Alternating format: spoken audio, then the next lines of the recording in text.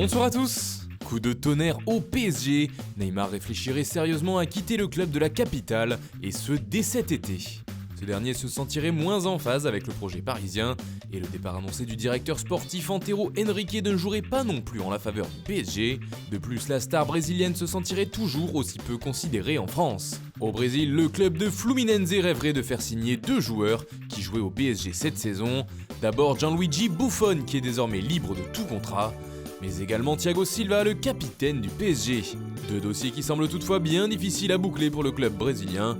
Buffon ne manquerait pas de propositions, on parle notamment du Barça comme numéro 2, de l'Atalanta, du Genoa ou encore de Parme, son premier club en carrière. Et puis un départ de Thiago Silva ne semble pas non plus à l'ordre du jour, lui qui est en contrat jusqu'en juin 2020 et qui vient d'obtenir la nationalité française. Enfin, toujours à Paris, nous vous parlions ce matin de contact entre Antoine Griezmann et le PSG, révélation faite par le journal Sport.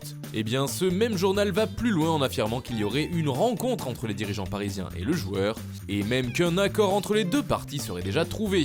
À Marseille aussi, le mercato s'annonce très chaud. Nous vous le révélions il y a quelques jours, Kostas Mitroglou veut rester en Turquie et faire sa deuxième année de prêt du côté de Galatasaray. L'OM cherche donc à se renforcer sur le plan offensif, et selon nos informations, les Phocéens ont contacté l'AS Roma pour Patrick Schick, afin de tenter d'obtenir le prêt avec option d'achat obligatoire de l'international tchèque. Toujours d'après nos informations, les Romains qui préparent un large coup de balai cet été ne seraient pas contre son départ.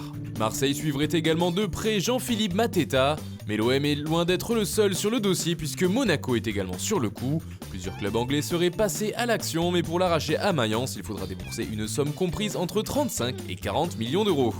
Au milieu de terrain, des joueurs pourraient être poussés vers la sortie. Kevin Strootman affirmait récemment que l'OM cherchait à se débarrasser de lui. Selon nos informations, des contacts ont été établis avec des clubs de Première Ligue et de Serie A, mais pour l'instant il s'agirait plutôt de prêts que de transferts. Pas vraiment la solution souhaitée du côté de la Canebière. Et puis, Luis Gustavo intéresse l'Olympique lyonnais, qui serait prêt à tenter le coup.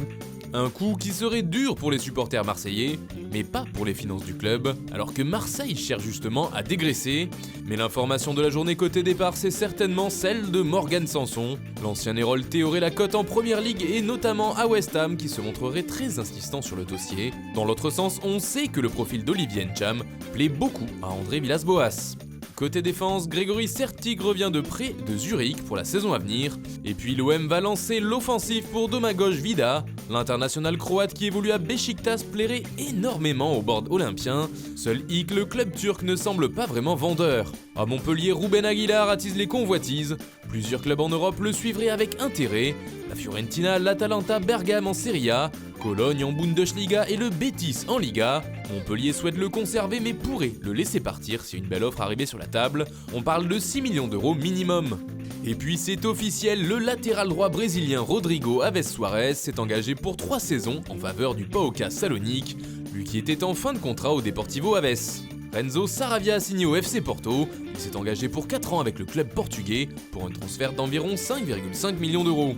Enfin, Rui Almeida est le nouvel entraîneur de Caen, il a signé un contrat de 2 ans avec le club normand plus une année en option. Voilà, c'est tout pour aujourd'hui, bonne soirée à tous et rendez-vous demain pour de nouvelles informations sur le mercato.